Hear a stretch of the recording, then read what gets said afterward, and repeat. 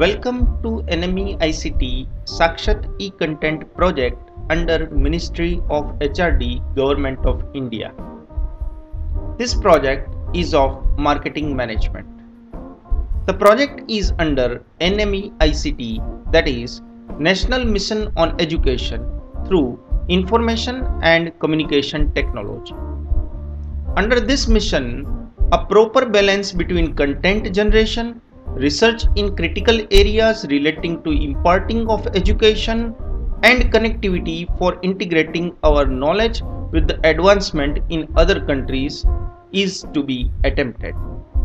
In order to bolster our knowledge resources to obtain and maintaining the competitive edge in the world, we require a system of identification and nurturing of talent and lifelong learning. Knowledge modules based on personalized needs of the learner would need to be delivered to him or her at the right time with the right content interactively to take care of his or her aspirations. With these objectives in mind, these videos are created for the portal section. We will learn basic marketing over here. Hi, I am LL means learner. I am learner of marketing management. I'll learn marketing in master's class. The desire for learning marketing comes out of interest. This is very interesting topic. Marketing management is seen everywhere in the society. You see up or down, you see here and there, you can see brand names and logos and advertisements and people working in marketing area. I am very much interested in learning marketing. Let us learn marketing from Dr. J. Badayani. He is going to teach marketing management under Sakshat e-content development project under National Mission on Education through Information and Communication Technology, that means N-M-E-I-C-T.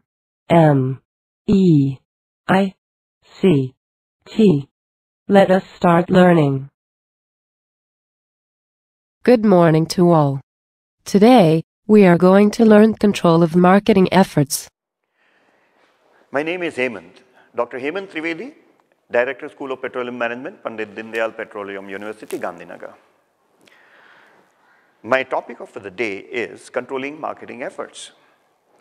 Any running business, any existing business needs to continuously control the marketing efforts that they are making in order to achieve their targets, goals, objectives, whichever way you want to talk about it. Let us clarify it to begin with itself that control here does not mean restricting or restraining. Controlling here would mean an assessment, a monitoring, and a corrective action wherever is necessary so that the planned goals are achieved over a period of time. Once again, we are not talking about restraining or restricting our business activities or business operations. We are talking about being able to monitor and measure the performance and wherever necessary to take corrective actions so that at the end of the day, we are able to achieve the set targets. There are 4 approaches to the control of marketing efforts. They being annual plan control, profitability control, efficiency control, and strategic control. The moment we start thinking in terms of annual plan control, what comes to our mind is, how are we going to set our annual goals? There are different ways in which different organizations approach the annual plans that they want to make. For example, those organizations which go for the management by objectives perspective, they would have a bottoms-up approach. Each and every individual business unit, maybe a salesman, will develop his own targets for the period and for the year.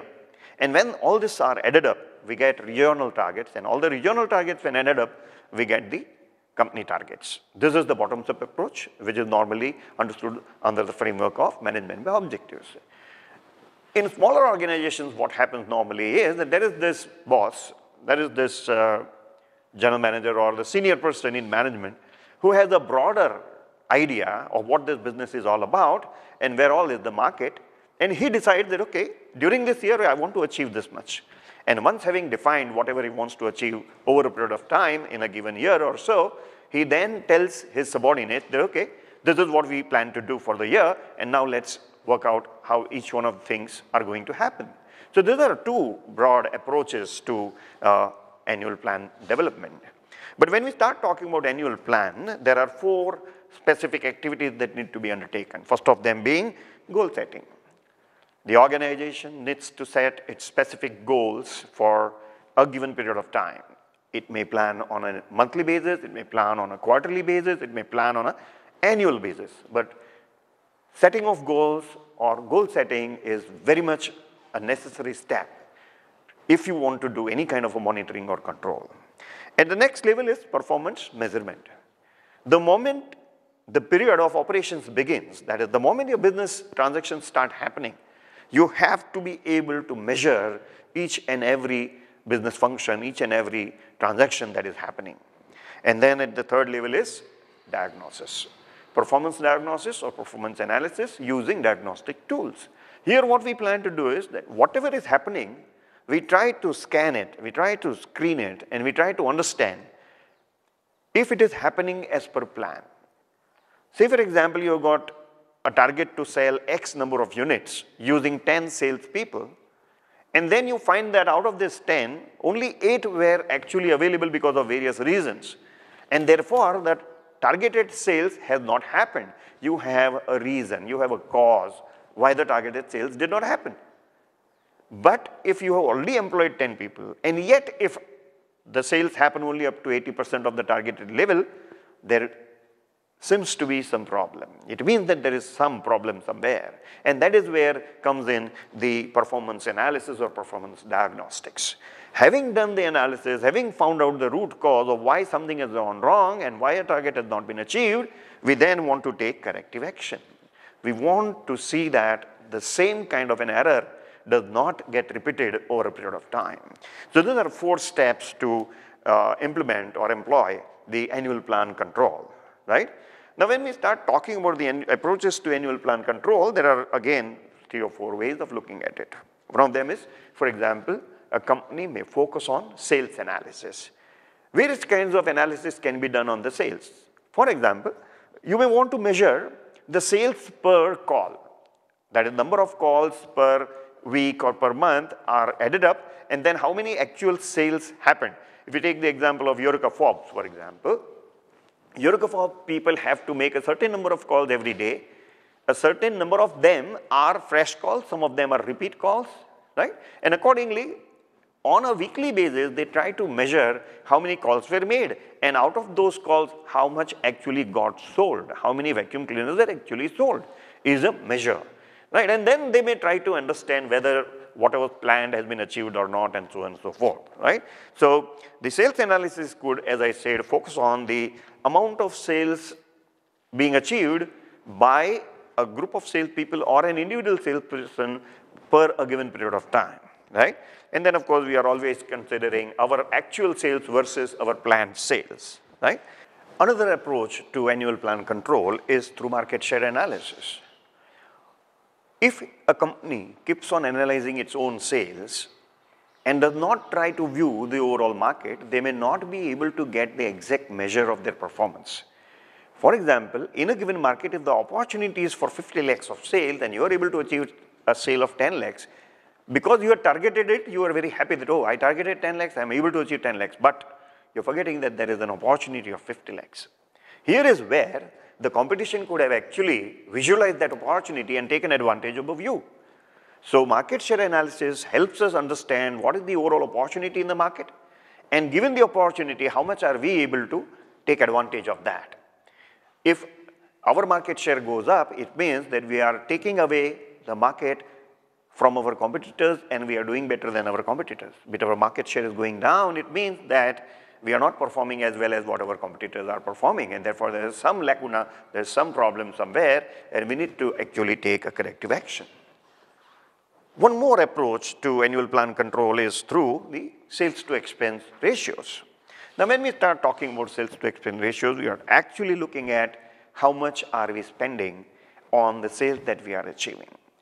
As I said earlier, we may be achieving sales, but if you're spending too much on achievement of that sales, maybe it's not very intelligent. There are market dynamics. The markets have standards. And if we are able to achieve a certain sales within the performance levels of the market standards, we are doing a good job. But if we are doing too much of efforts and yet our sales are what we had expected them to be, then maybe there is some problem somewhere. Though we may think that we are doing a lot of good efforts, the efforts may not be actually that good, right? And therefore, it's necessary to see that we are not overspending on whatever business goals we are trying to achieve.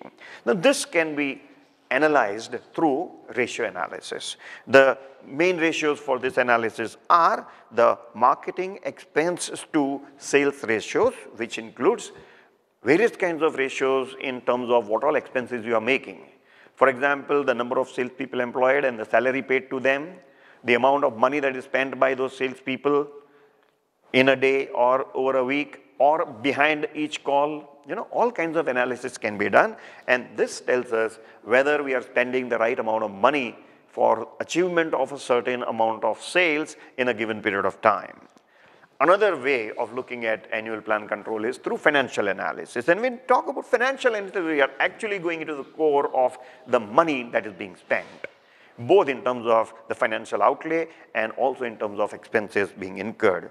For example, we may start looking at the amount of total assets that we have kind of created in order to achieve a certain amount of business, right? And therefore, we may talk about the return, rate of return on the net worth or the rate of return on assets, right? When we start talking about the rate of return on assets, we are actually looking at how many units were in stock for us in order to achieve a certain level of sales. By maintaining a very close control over the inventory, we are able to achieve a reasonably good sales, though we may be spending a very small amount in inventory, right? So it becomes very necessary to assess this return on assets. And then, of course, the other way of looking at financial analysis is through financial leverage. Leverage to me means how well are we able to take advantage of whatever we are deploying, whatever we are spending. Each and every rupee that we are spending or investing in a given business, how much are we able to draw from that rupee is, to me, what is financial leverage. By analyzing the financial leverage, we are able to see that we are using our money in the most intelligent manner, right? And then, of course, there is a whole new way of looking at annual plan control through customer satisfaction analysis. You have customers. They are buying from you. But why are they buying? Or why do they repeatedly keep on buying from you? You have to know the correct answers. If you know the correct answers, then you know how to convince the other buyers also to keep on buying from you again and again. And therefore, there are methodologies available to track the customer's level of satisfaction. It is not only the actual customers who buy your products. It is necessary for you to keep a track of the overall feeling about your brand or the product that you have presented into the market. And therefore, you may want to set up systems to monitor the attitudes of the customers who are actually buying, the customers who are not buying also. You need to be able to measure that. Why are they not buying? That will give us a lot of ways of trying to improve upon our marketing efforts so that those who did not buy this time ends up buying the next time. Of course, you have a dealer network. You have to try and understand the attitudes of the dealer network also. If you have a dealer network which is not happy with the kind of margin that they are earning, or if they are not happy with any of the aspects of your business processes, it may lead to falling sales over a period of time. And therefore, analysis of the dealer network's attitude and feeling towards your brand or products also becomes a very necessary thing.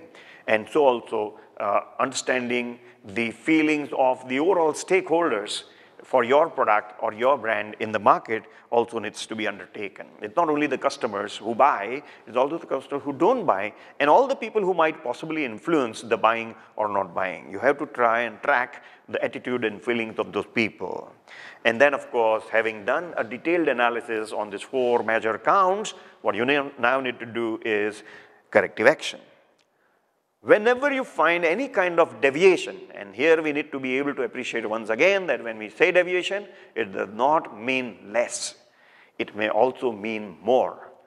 If you are achieving too much, there is something wrong in your planning somewhere or in your deployment of resources somewhere. And therefore, any kind of a deviation from the set plan, we need to be able to analyze. And once having analyzed it, once having measured it, having understood the causes of it, we need to immediately take a corrective action.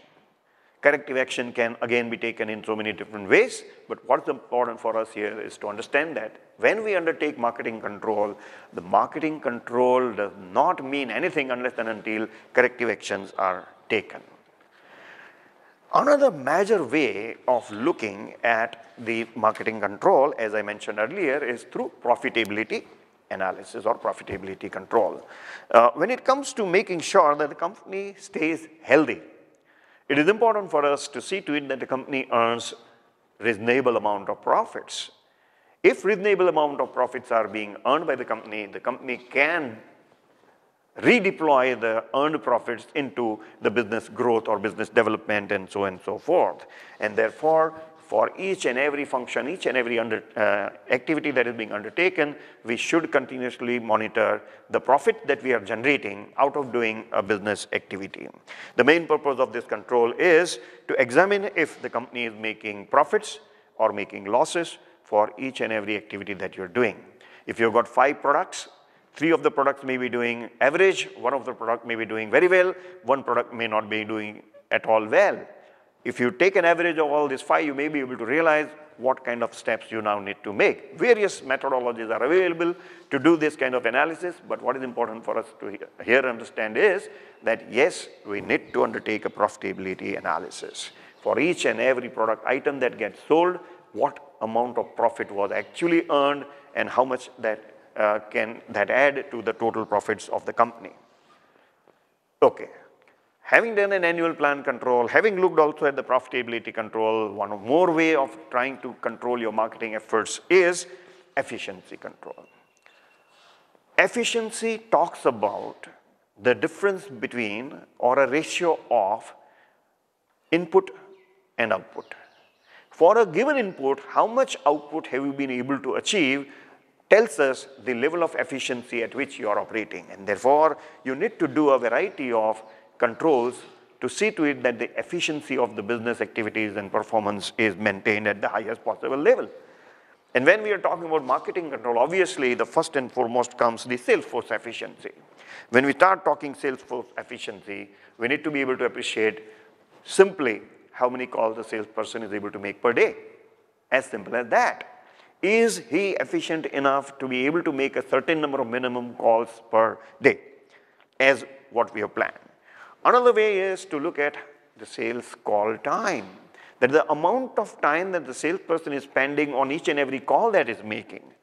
Is he efficiently using the time that is available to him that you have targeted? Say for example, as per your plans, if a call should last 20 minutes and if this 20 minutes has to be distributed in the first 2-3 minutes for approach or introduction and formalities and then the 15 minutes focused on the specific presentation of the product and so on and so forth.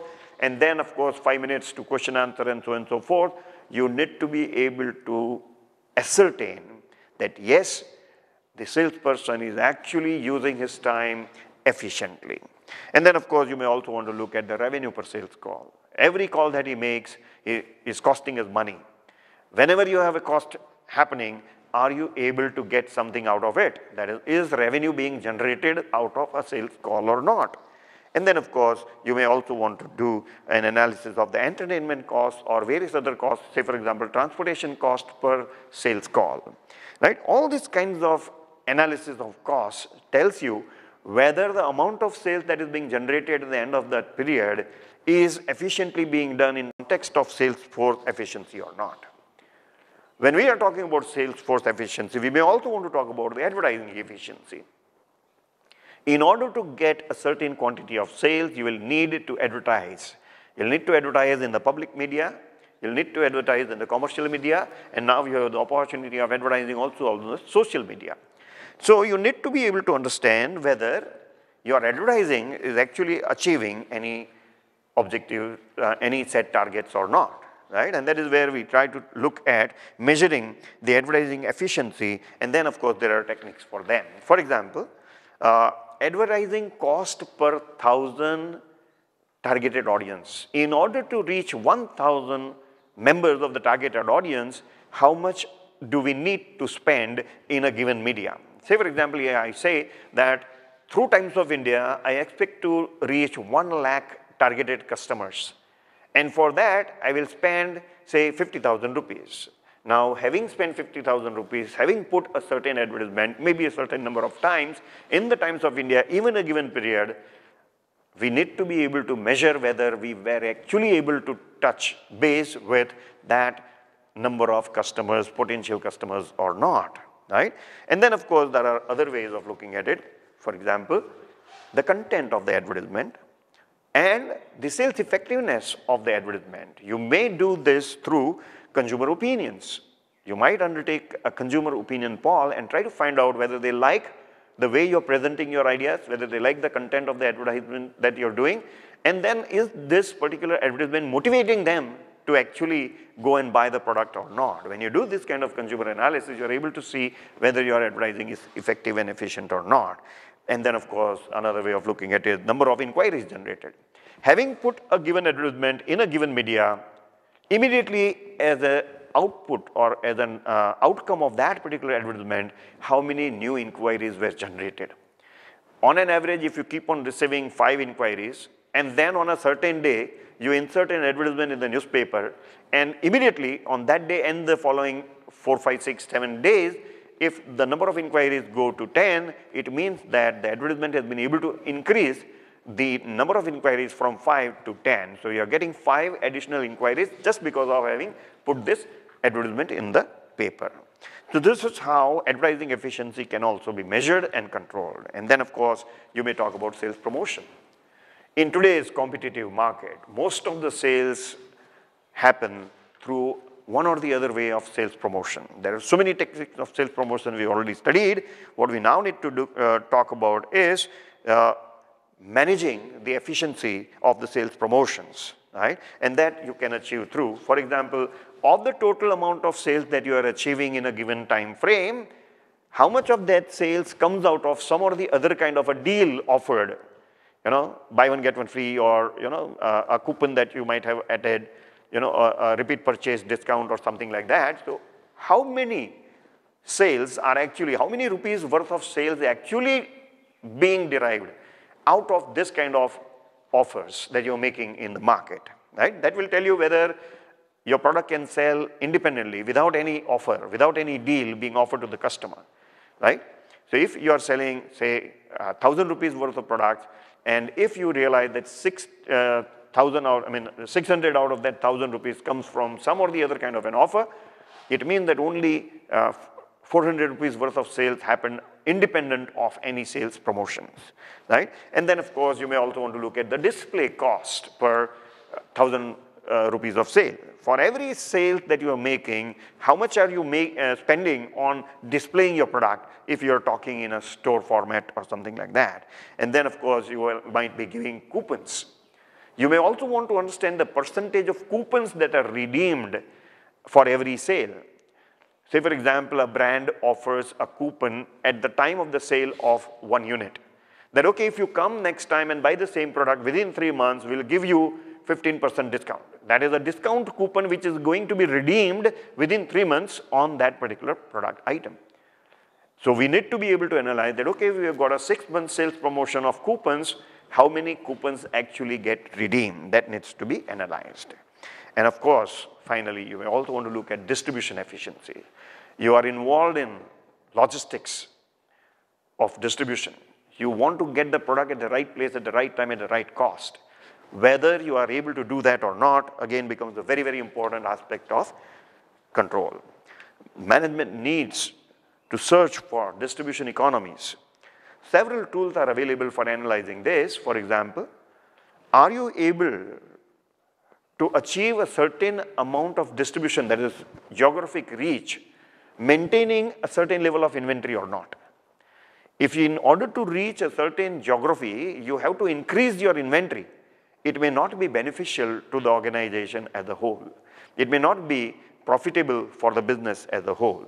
And then of course, where are your warehouses?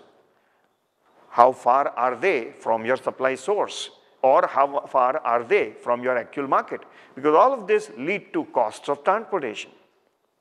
So whenever you're doing an analysis of distribution, you're looking at the geographic locations of your market, your warehouses, your production units, and so on and so forth. And for each and every transport action that is undertaken, in order to reach the ultimate customer, you have to measure the cost incurred on each one of them. And then of course, there are various modes of transport. You may use road transport, you may use rail transport, you may use air transport, or you may use water transport. We all know generally that water transportation is the most economical of all. But in India, road transport is the most popular of all. Railways, for example, in India are not that effective and efficient in transportation of goods, especially consumer goods. And therefore, you have to have a very strategic approach in defining your modes of transport also. Having a certain number of modes of transport, and then you may have intermodal transportation also, part of the product moving by train and then trucks picking them up at the railway godowns and then distributing it further in the district and so on and so forth. You might be able to bring in the best possible efficiencies by doing intermodal transportation also. But all these things need to be measured, and where deviations are observed, they need to be corrected. And of course, finally, we also have to talk about strategic control. Strategic control deals with the overall strategy and the approach undertaken at the time of setting up the marketing plan. During the time period, companies need some necessary review about their marketing goals and effectiveness. Many companies want to do it as an ongoing activity, and some companies do it at periodical intervals. Right? What is important for us is that each company reassesses its strategic approach in the market and tries to make corrective actions wherever necessary. Largely, there are two tools available for strategic control, and one of them being market effectiveness or marketing effectiveness rating review. For everything that you're doing, you have set a standard that, okay, if I do this, I should be able to achieve this. At the end of a period, you want to find out whether the effectiveness as planned in the marketing activities and functions has been actually achieved or not. And that's what's called marketing effectiveness rating review. And then of course, there is this other largely practiced and largely understood marketing audit. For everything that you do, you need to audit. And what does audit mean? Audit means that, okay, you first of all define a process and the way you are going to do it, and then see to it that every time you do it, you follow the same steps and the entire process is taken as planned. You have to undertake the entire process as per your plan. This is what ultimately leads to the largely well-known ISO certification. If you set a methodology of doing things and then always keep on doing those things in the same way, our audit will come out to be the most effective and efficient. It's like your financial or accounting audit. You have methods of, say for example, inventory management, you have LIFO and FIFO. Now once you decided that we will use LIFO, last in first out method of inventory control, every time that you use the inventory, you have to follow the LIFO method. If there is any deviation, then immediately the auditors will raise a point that, okay, here is where there is some error in the way in which you used your inventory. In the same way, in your marketing efforts also, everything that you do, have a plan for it, and once having had a plan for it, try to see that you always keep on doing it as per your plans or as you have planned. So this leads to what we call as strategic control. So in all, we have got these 4 ways of looking at controlling the marketing effort. As I said, first of them being annual plan control, and then we have profitability control, and we have efficiency control, and finally strategic control. This completes my day's talk on controlling marketing efforts. Thank you. Thank you very much for the class and watching. I have learned a lot. Did you? Have a good day from the learner.